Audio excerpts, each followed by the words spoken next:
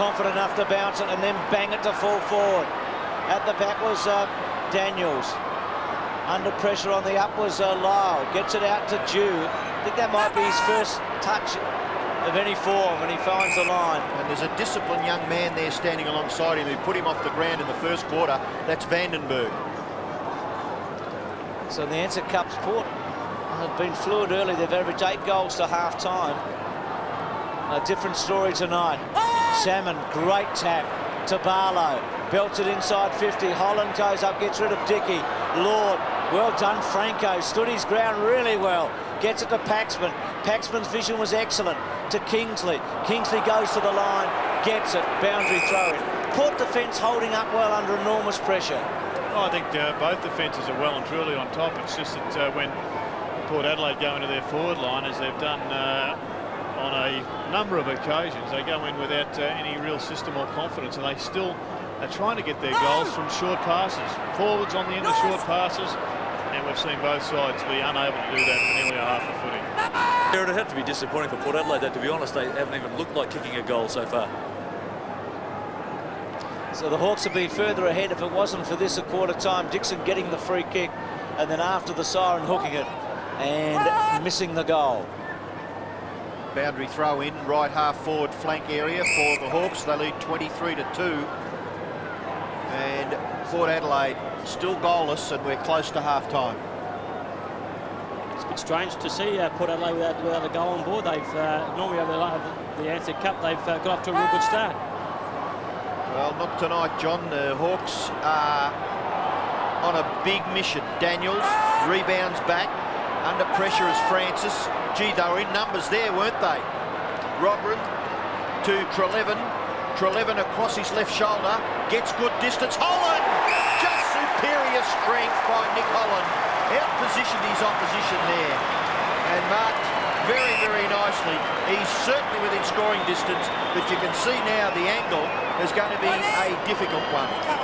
Well, statistically, he hasn't been a dominant force, Nick Holland, but he just has given them something to aim at, which has created, well, a couple of goals. We know he kicked the first one, but he's been a pillar of strength down there, and he's also been able to do the ruck work and allow the fish to sit one back behind the play. Study of concentration, only 15 metres out, slide angle, and not quite what he was looking for. 1 goal, 1 against his name. Just 3 kicks, but as Gerard mentioned, certainly giving them something as a target up forward. Disappointed man. Paxman accepts the kick in. 3-6 plays, 2 behinds. 2 minutes left to the half-time break here in this grand final of the Ansett Cup. Last 7 scoring shots for the Hawks, just 1 goal. They kicked 1-6, free kick, going to Hawthorn, and is it 50? It is. Well, it was a very ordinary free kick, in my opinion.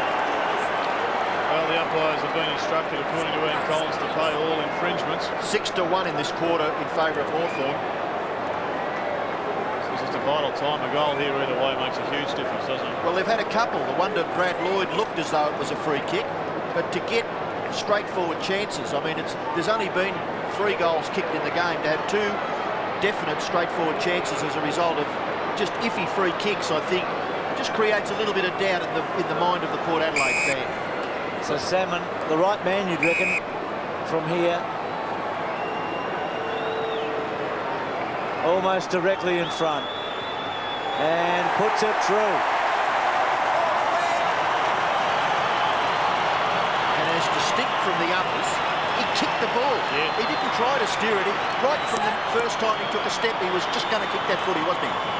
He did kick it beautifully, Robbo, the wet ball. And I'm not sure why the 50-metre came here. Maybe he handballed it to his own man, and that constitutes 50 metres. Donald Dickey.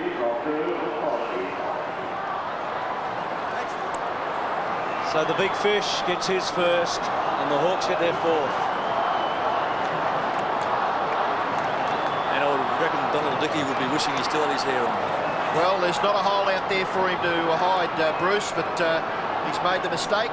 He'll have to live with it, and he's got to do what every other Port Adelaide player in the remaining part of this game has got to do, and that's lift. Are you referring to the 50-metre or the haircut?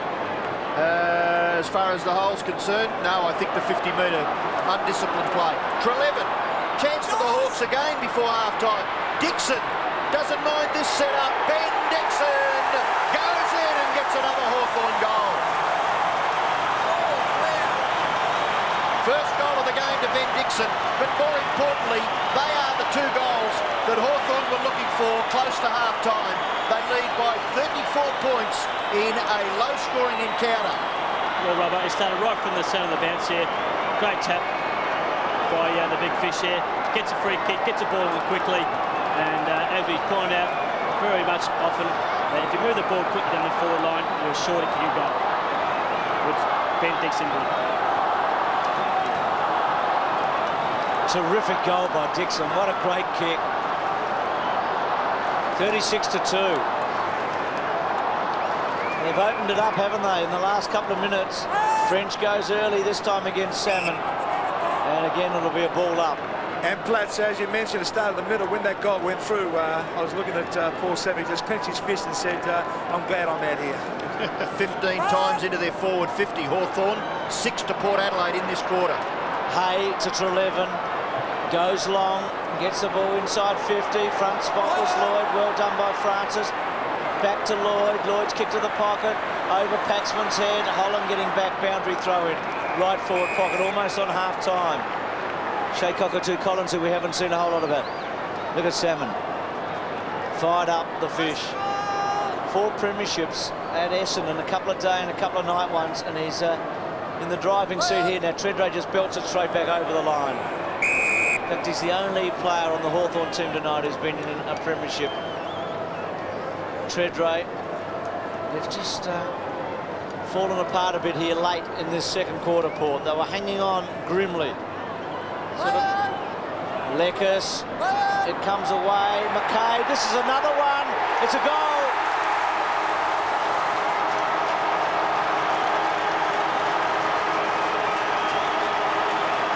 Right on half-time. McCabe and probably Chick. McCabe gets the kick. It might be a Chick goal. Going there, and Chick's got it. So Chick gets the goal. 3 goals in the last 3 minutes for the Hawks. A sensational finish to this opening half, and Hawthorn have blown the match open.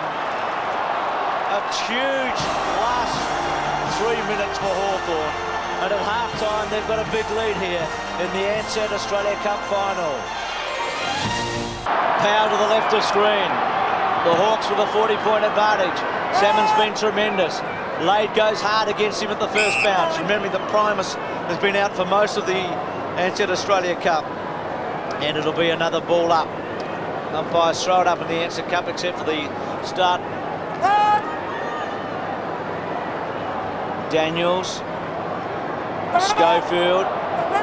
They're just struggling the power. Lyle's caught.